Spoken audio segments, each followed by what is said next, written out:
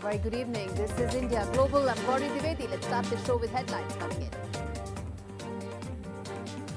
And splashdown. Crew 9 back on Earth.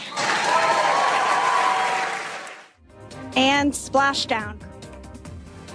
Sunita Williams' homecoming. Astronauts picture perfect splashdown. Donald Trump on Williams returned. He says that promises made, promises kept. Prime Minister Modi says unwavering determination inspires millions.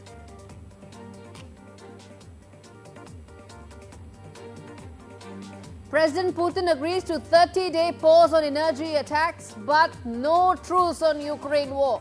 Ukrainian President Zelensky is now set to dial Donald Trump after the call did not lead to a ceasefire yesterday.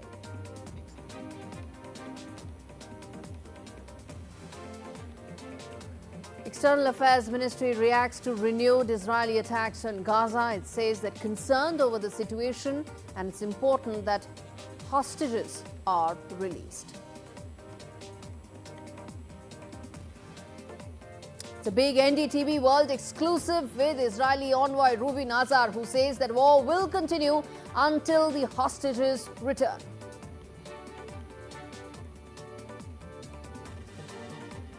President Trump releases over 2 new JFK assassination files. 60,000 new pages on JFK assassination have now been declassified. Who killed JFK? Will that mystery finally be solved?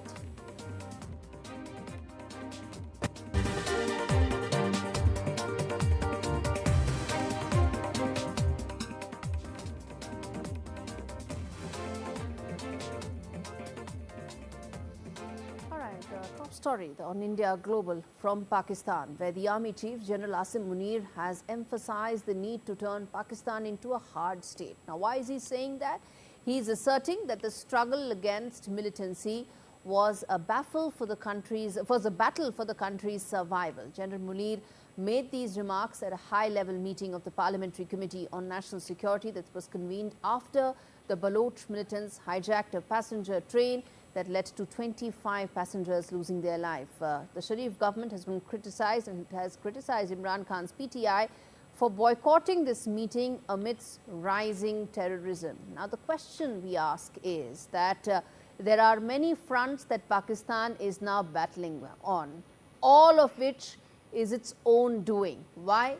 Viewers, because of the state policy of promoting terror, using terror as a state instrument, is now coming back to bite the Pakistani state. It has to address the Baloch insurgency. How will it do that?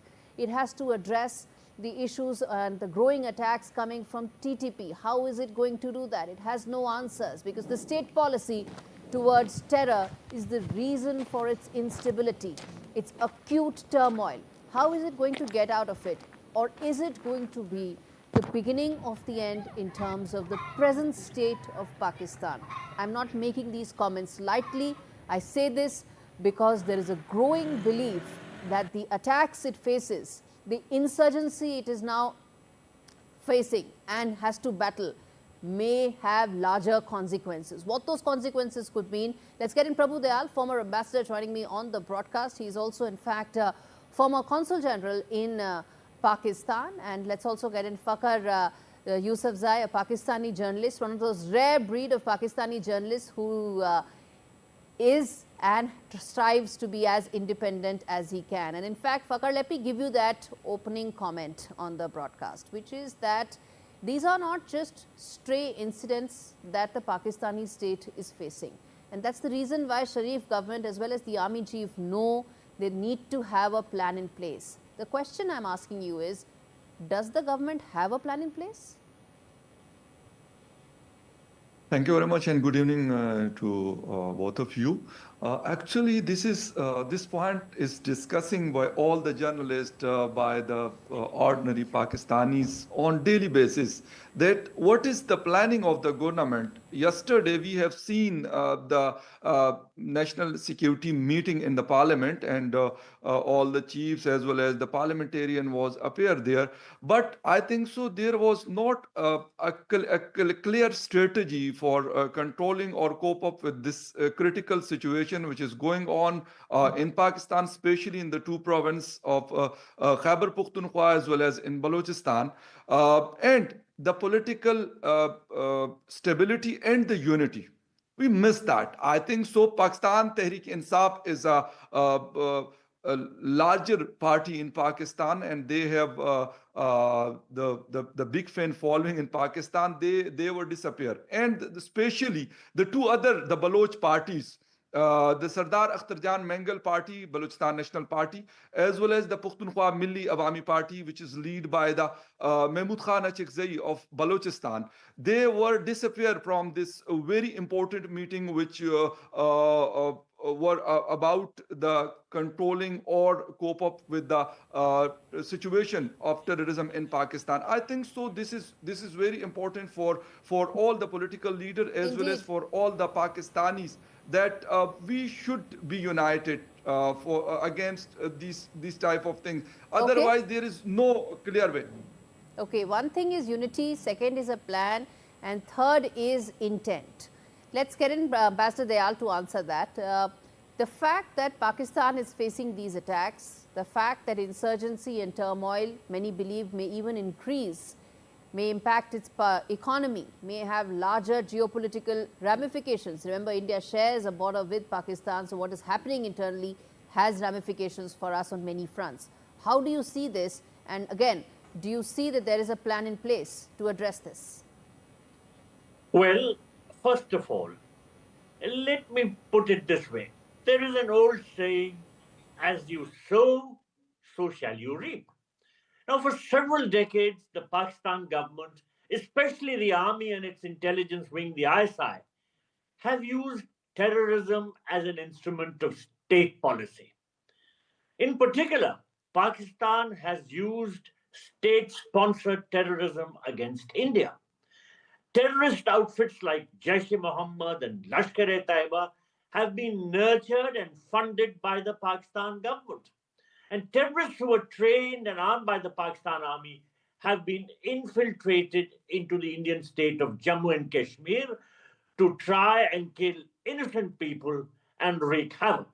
Now, this policy of using terrorism as an instrument of state policy has backfired on Pakistan.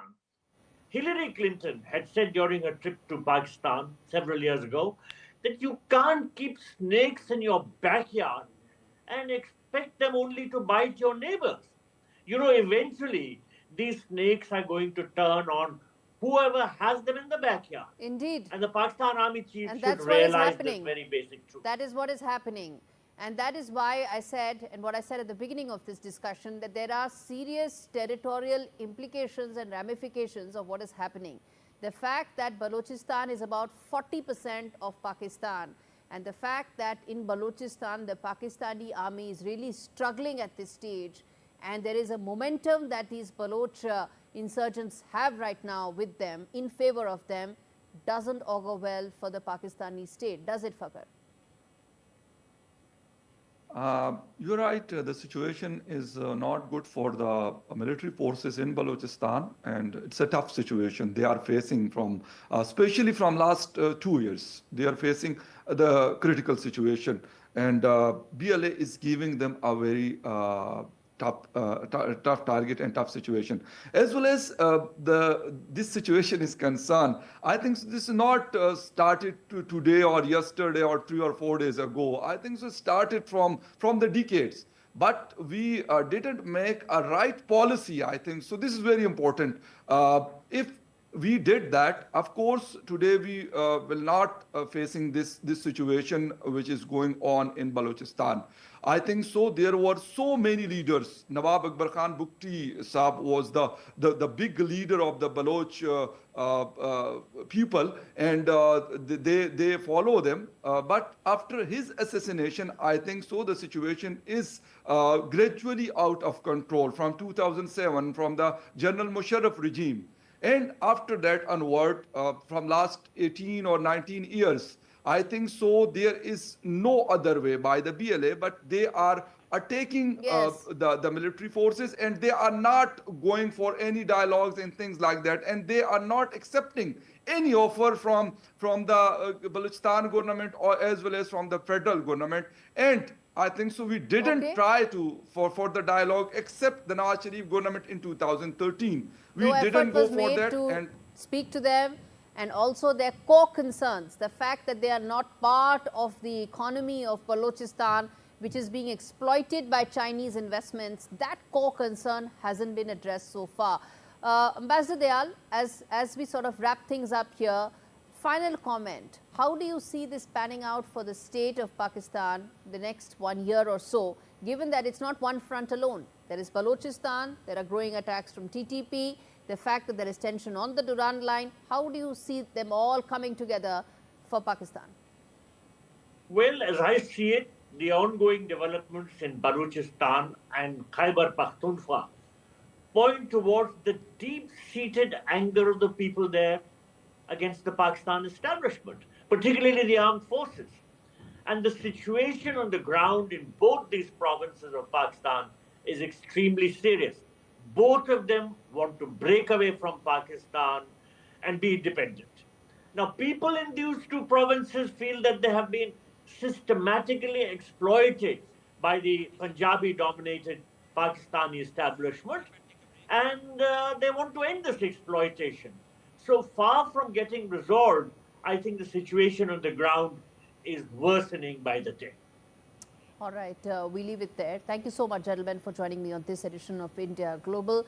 On that note, a quick break. We come back with more stories on the other side. Stay with us.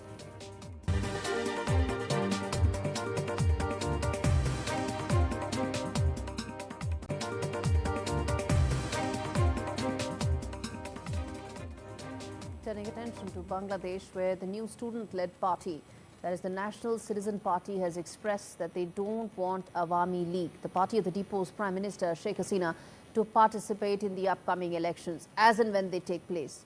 And that's a very serious thing, because what are we then talking about in terms of these elections? What are we talking in terms of the democratic roadmap that Mohammad Yunus's government needs to put in place? The NCP leader, Nahid Islam, said that those within the Awami League, well, he says, are responsible for wrongdoing must be put on trial at first, and that Bangladesh's politics can no longer be centered around the influence of either Pakistan or India.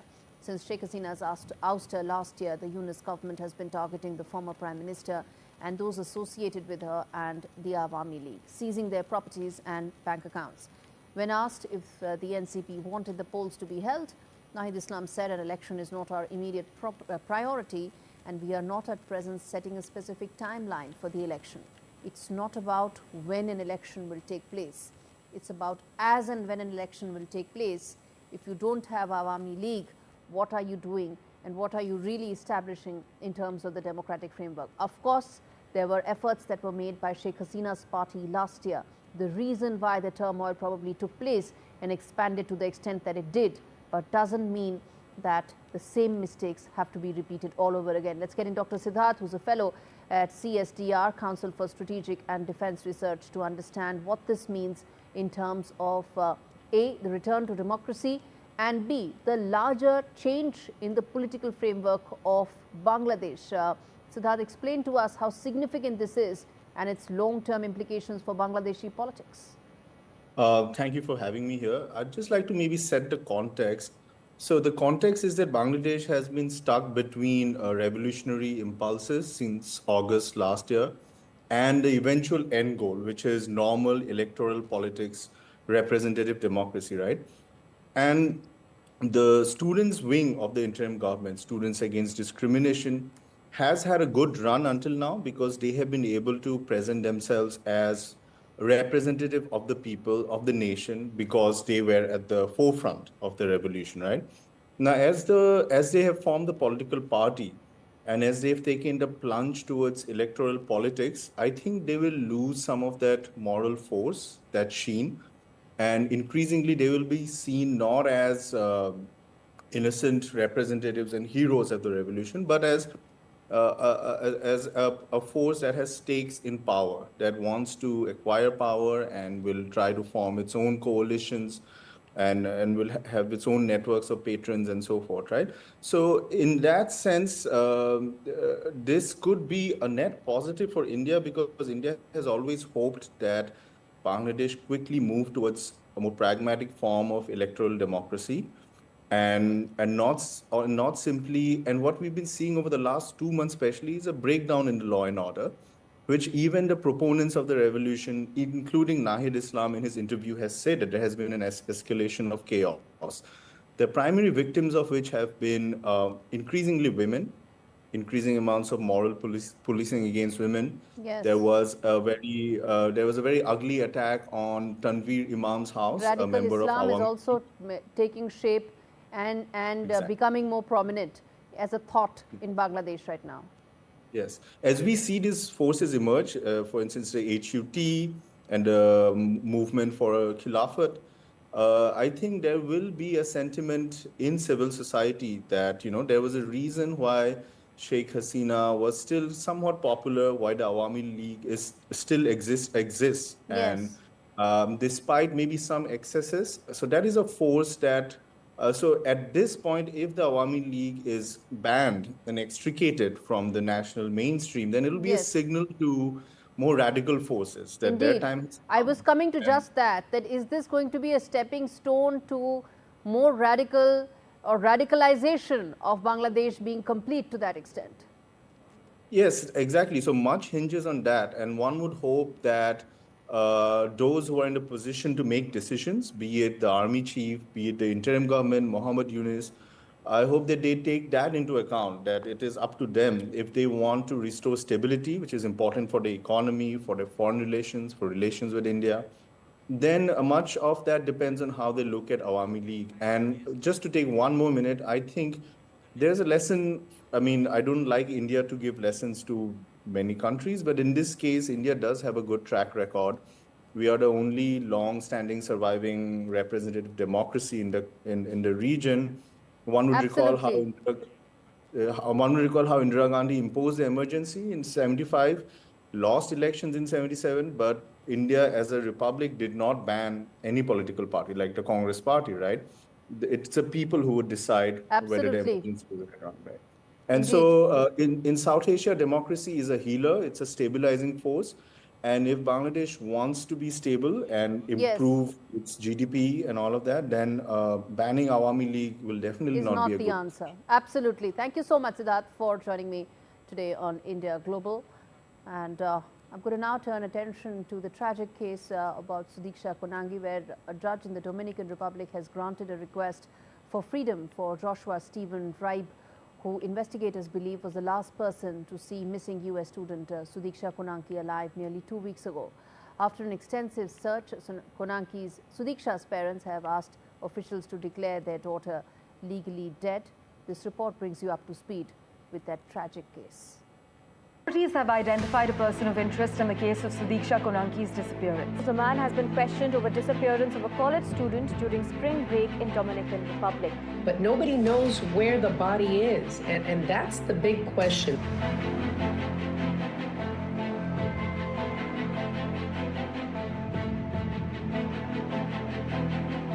A judge has ordered the release of Joshua Ribe, the last known person to see 20-year-old Sudiksha Konanki alive.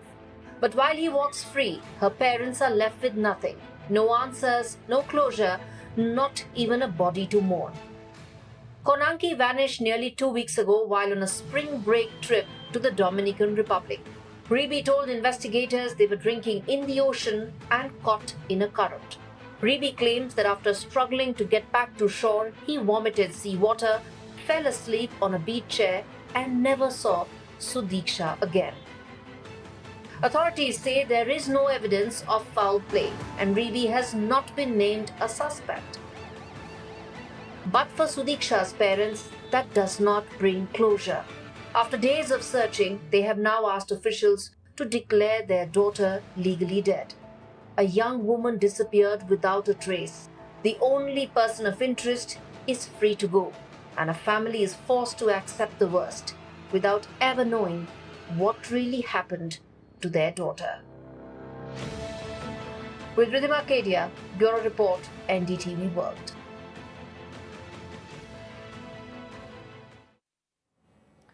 US President Donald Trump has released thousands of records related to the assassination of President John F. Kennedy, seeking to honor his campaign promise to provide more transparency about the shock events in Texas that took place decades ago.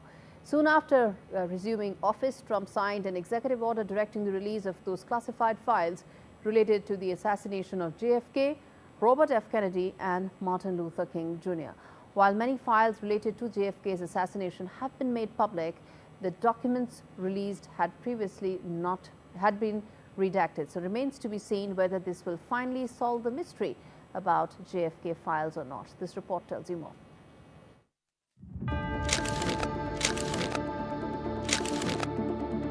The assassination of former US President John F. Kennedy in 1963 has long been a source of intrigue and speculation. The release of almost 80,000 previously classified documents has reignited the flames of curiosity. Documents released show that the CIA investigated anonymous phone calls made to the US Embassy in Australia just before and after the assassination.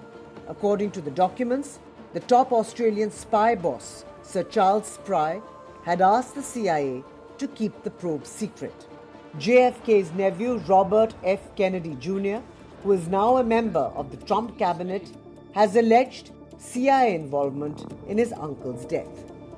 JFK's murder has been the subject of unending conspiracy theories, despite the assassination being attributed to lone gunman Lee Harvey Oswald. Interestingly, the documents reveal that Oswald was never under the Russian intelligence agency's control. Despite the excitement around the files, there seems to be no groundbreaking unveiling of truth, and the narrative doesn't seem to have been altered. Historians and scholars do not expect major revelations. So there are going to be surprises in there, but I just don't think there are going to be that many surprises about JFK's assassination. So far, 99% of Kennedy papers have been released. According to reports, more than 2,100 files remain fully or partially withheld, and another 2,500 remain under court-ordered seals, likely to fan more conspiracy theories.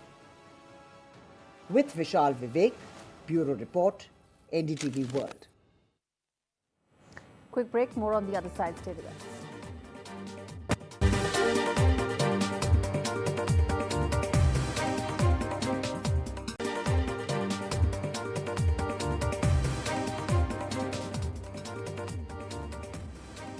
Russian President Vladimir Putin has agreed to temporarily pause attacks on Ukraine's energy infrastructure, but a broad US-backed ceasefire deal to end the Ukraine war has been rejected.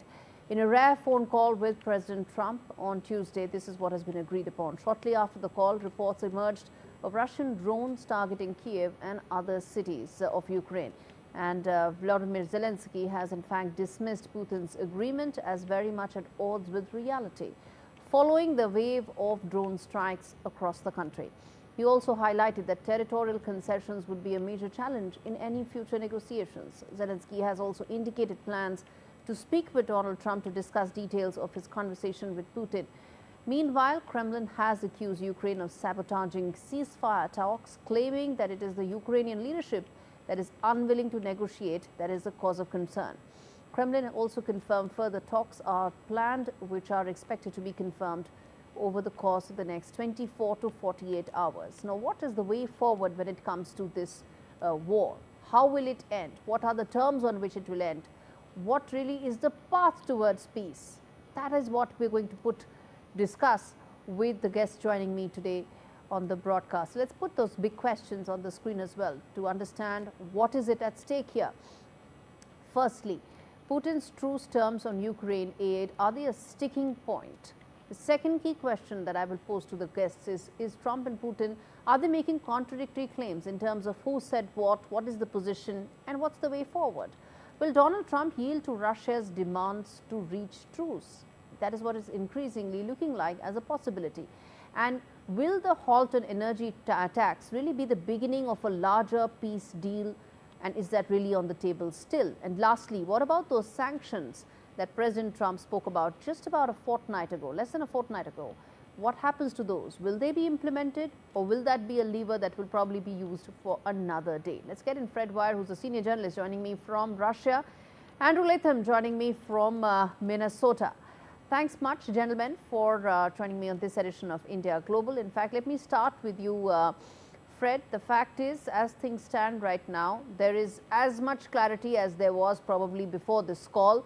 Only difference being that energy attacks may not happen, but that is no indicator of whether or not there is a larger peace deal on the table.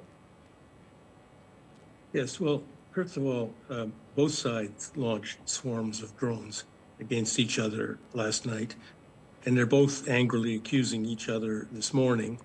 But in fact, the ceasefire is not yet in effect.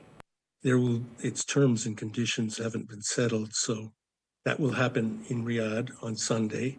And how these things normally work is they hammer out the terms, and then they set a day and an hour when the ceasefire will officially begin. That hasn't happened yet. So much of this talk about today is pointless. I don't know. I'm a glass half full kind of guy. I think that Putin agreeing to a partial ceasefire is progress. Of course, it is a ceasefire in an area where they both will benefit, because both Russia and Ukraine have suffered terribly from these infrastructure attacks. Russia against Ukraine's electricity grid, Ukraine against Russian oil refining and storage capabilities. So it's not a terribly dramatic step. A lot depends on what is being hammered out. Okay. Under the carpet, and that we don't know. Okay, Professor Andrew, how confident are you, how optimistic are you that a peace deal is still on the table? Because from what it looks like, it's a very small aspect of what the larger conversation needs to be, which is attacks on energy infrastructure. Well, I'm a glass entirely empty kind of guy, unlike my colleague here. I don't see, you have to differentiate between a short-term ceasefire and a permanent peace. Short-term ceasefire is problematic in and of itself. President Putin knows that his forces are winning. They've pushed the Ukrainians out of the Kursk salient. They're making slow but steady progress in Donetsk, in the broader Donbass, in fact. He knows so he's they've got winning the this military war. momentum with them. They've managed to get some sort of a reprieve, but they've been able to ensure that nothing major in terms of a larger discussion is on the table, which means that the military momentum can continue, allowing President Putin to probably come back on a table at a time when he'll have more leverage against Ukraine. Yes, and if we look beyond any kind of 30-day ceasefire and we look at the basis for a durable long-term peace, there's almost no common ground.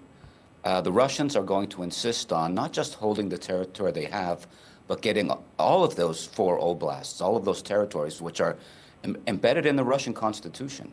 They're not going to compromise on this, and President Zelensky and the Ukrainians are not going to compromise. They've said flat out, yeah, we'll have to put up with the occupation for a while, but we will never recognize the Russian sovereignty over these 4 provinces or oblasts. That's not going to happen. And so even just that makes it almost impossible to negotiate a peace deal. And there's the broader issue about predators and prey. Predators don't negotiate with prey. And I think we know who the predator is here, and I think we know who the prey is. Fred, you want to come in there? You want to come in on the fact that what happens to these territories? And that is really the sticking point, isn't it? It's not intel, it's not aid, it is those territories. No, I don't think that the Russian priority is territory.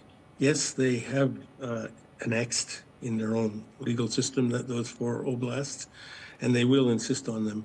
But the main Russian demand, and I get this from Russian foreign policy experts all the time, is about the type of Ukrainian state that will emerge.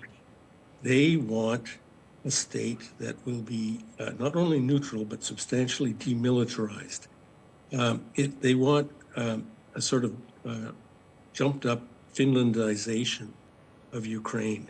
It can have its own territorial integrity, and absent those annexed lands, it can have its own form of government. It can have they even say it can join the EU, but it has to be firmly in the Russian sphere of influence in those fundamental ways, in that it will never again be, as they see it, a Western outpost jutting into Russia's gut. That's the way they put it. I'm pretty sure that even if Putin wasn't winning on the battlefield right now, he would be insisting on that.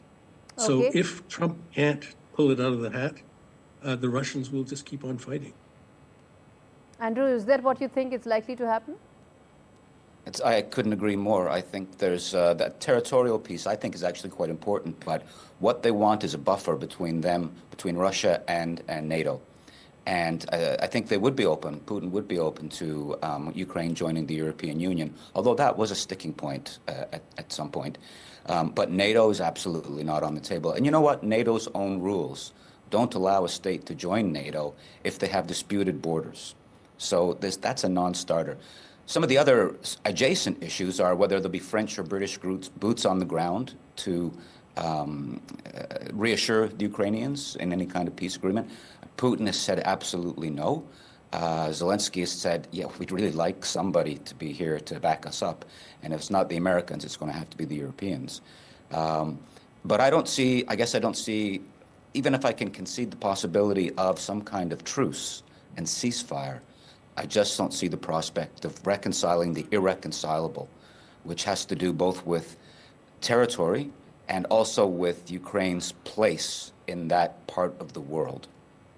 All right. So as things stand right now, peace, any negotiated settlement is a long way off, and it's anybody's guess as to how long it will take for all parties to get there. Thank you so much, gentlemen, for joining me in this edition of India Global. And on that note, I'm going to shift focus now to Sunita Williams. After spending 9 long, arduous months in space, she is now back. And in fact, her earthward journey has been nothing less than miraculous. The Indian origin NASA astronaut Sunita Williams and her fellow crewmates are back on ground. And this report tells you everything you need to know about their 9-month-long ordeal.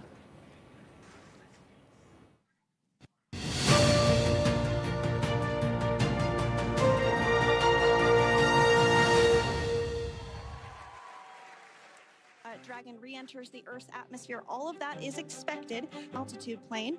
And there you see it on your screen, drogue deployment. After a 9-month-long wait, NASA astronauts Sunita Williams and Butch Wilmore are stuck in space no more, bringing an end to the highly publicized and politicized saga that first began in June last year, after a bungled Boeing test mission extended their 8-day stay in space.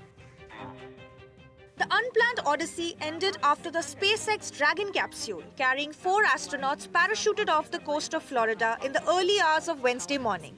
A photogenic landing with clear blue skies and a pod of dolphins greeting the joyful astronauts back to Earth. A vision of human innovation meeting nature.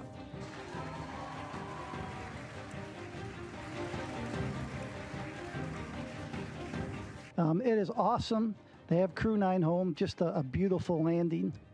Emerging from the capsule, the astronauts were seen smiling and waving to cheers and applause from the recovery crew, before being whisked away for medical evaluation to the Johnson Space Center in Houston, where they would be reunited with their families and continue to adjust to their return to Earth.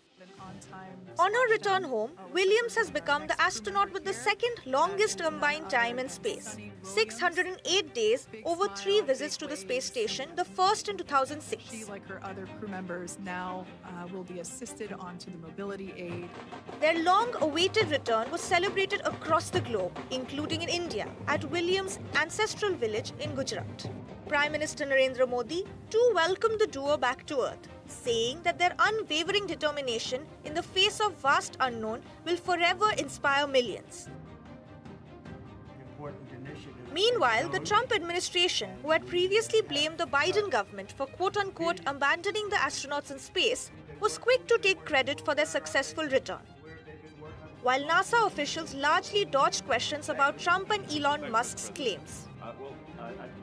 Our job at NASA is to successfully and safely fly these missions. We fly it with the laws of physics, and we fly it with our commercial partners. And so oftentimes there may be things out in the press that may not be exactly what's happening. And our job is to fly these missions, and regardless of what you read in the press, our job is to fly successful missions, safe missions, and do the science we do on board the International Space Station. Despite the politicization of this mission, NASA reiterated the importance of working with private partners such as Boeing and SpaceX. Nevertheless, Sunita Williams and Butch Wilmore's safe return is a testament to the power of human resilience and the lengths it can take humanity. Disha Bagchi for NDTV.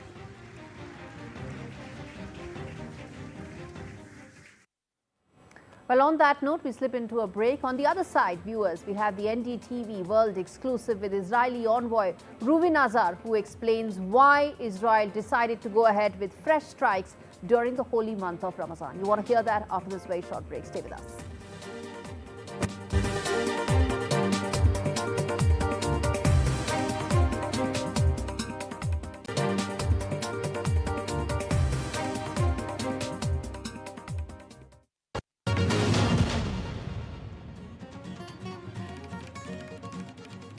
Viewers, so welcome to a very special conversation that I will have with Israeli Ambassador Reuven Azar, who will speak to NDTV at a time when the ceasefire, well, it expired on 1st of March, and what has happened in the last 24 hours has been fresh attacks on the Gaza Strip. What is the reason for it? What happens to that peace negotiations, which was fragile? And what's the future of this entire region, given the fact that as things stand, 59 hostages are still with Hamas. Peace talks have all but broken. What's the future ahead is what we'll get a word from Reuven Azar. Thank you so much, sir, for speaking to NDTV. Thank you, Gaurie, for inviting me. It's a tough time that we are speaking on, but one of the first things I want to ask you is that both parties are accusing the other of breaking the ceasefire, which is why you've seen those attacks that have taken place. What's the rationale for Israel to attack at a time when, which is also the holy month of Ramadan, where the attacks have taken place in the last 36 hours? Well, Gaurie, as you probably remember, we agreed to a 42-day temporary ceasefire in order to negotiate the resolution of this conflict, which means bringing back our hostages and make sure that Hamas cannot rearm and regroup and continue controlling the Gaza Strip. Unfortunately, Hamas has rejected the proposals of the American mediator time and again and has stopped releasing hostages. We had to go back to military pressure. This is something that is also backed by the United States, because if we cannot achieve this achievement diplomatically, we have to do it militarily. Okay. So, but again, the accusation has been that there was no rejection by Hamas, because these attacks have been condemned by countries the world over. And what's the rationale for continuing it? And more importantly, how long are you going to continue these attacks? Well, first of all, it is a fact that they rejected the American proposals because the American administration has stated that. So we are fully coordinated with our American friends, and condemnations cannot replace the fact that we have a terrorist organization in the Gaza Strip that is not only holding hostages from Israel, they are holding hostage the entire Palestinian population. They are taking the humanitarian aid that the world is sending, selling it to the population, blending into the population, and trying to extort a surrender from Israel. This is not going to happen. It's ridiculous.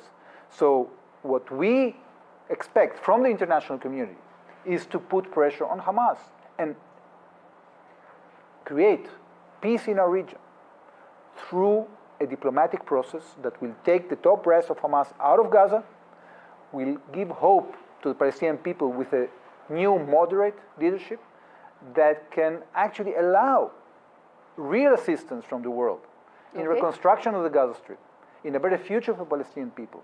This is what is the common interest. So whoever says that we shouldn't use military power basically says that we have to surrender to a terrorist organization that will continue, having a grip on Gaza forever. This cannot be acceptable.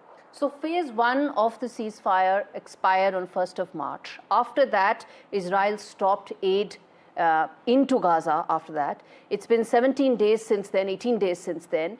And while these attacks continue, the hostages and their families, in fact, I'm going to quote one of them, which says, one of the 3 former hostages, which says that military options endanger their lives directly. So what happens to those 59 hostages? Because their families are protesting, there are large protests that are taking place, and all of them are saying that if there are no talks, well, there are very little hope. Well, first of all, Israel continues to supply water and electricity to the Gaza Strip. Okay. The trucks have stopped, yes, but there is enough food in the Gaza Strip. Now, it is right that when you start using military pressure, the stakes are higher and people might be put in danger. The question is, what is the alternative? At the end of the day, the only reason we have managed to bring back 195 hostages out of the 254 is because we used military pressure. So at the end of the day, you cannot bring back the hostages if we don't use military pressure. And that's why we had to renew it.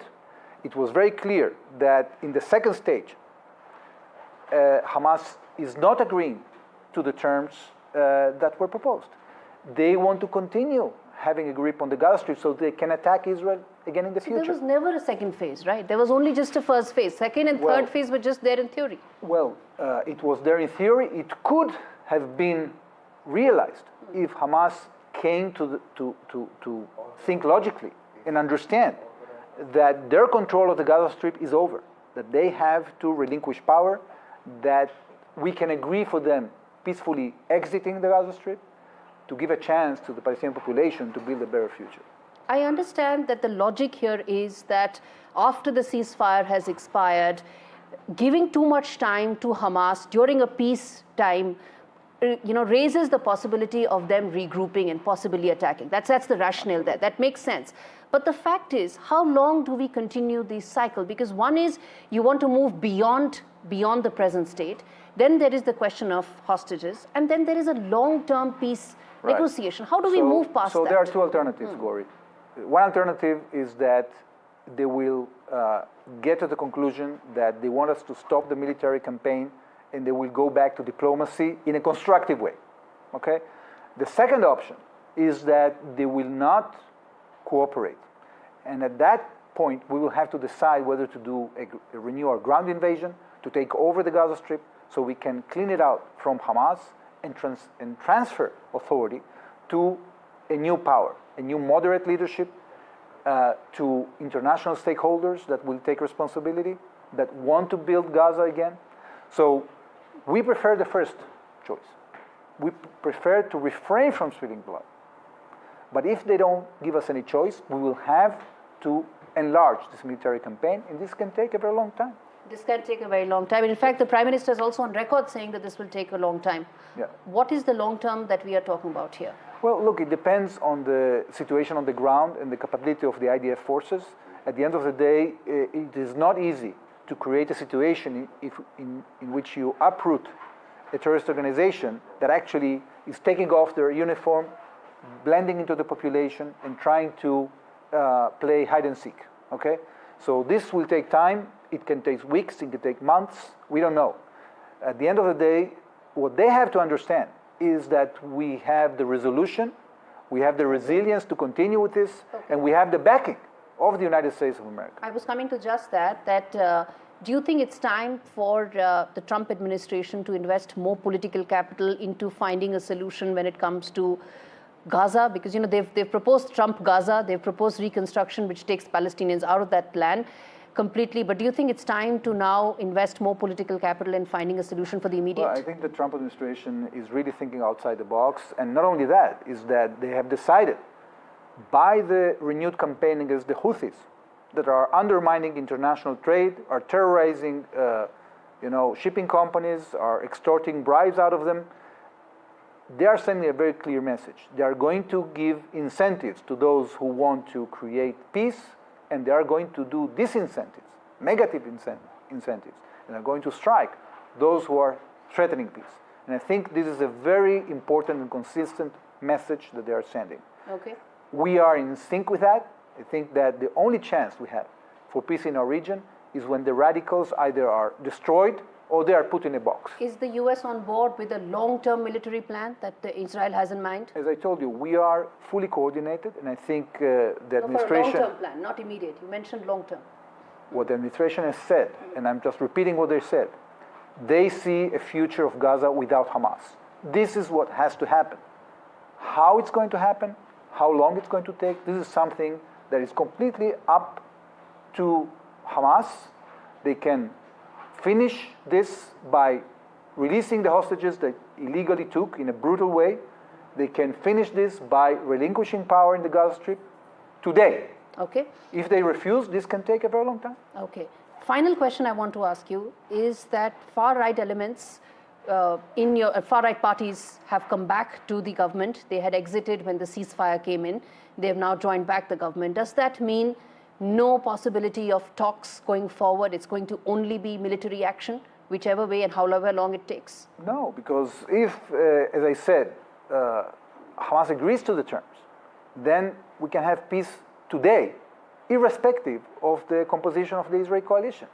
What the right-wing parties, or some of them, have said in the past is that they don't believe that Hamas is willing to relinquish power. So we gave a chance with this diplomacy. We gave a chance with this ceasefire, despite the fact that we knew that Hamas is going to use the ceasefire in order to rearm and regroup. So have they?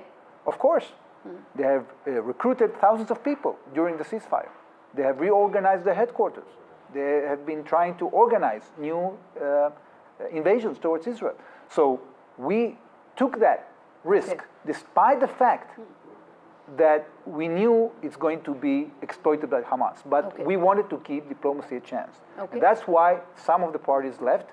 I think that now we are back in a situation in which we are using more pressure. We hope that this pressure will help in a speedy resolution of the conflict. All right, let's leave it there. Thank you so much, Thank you, Gaurie.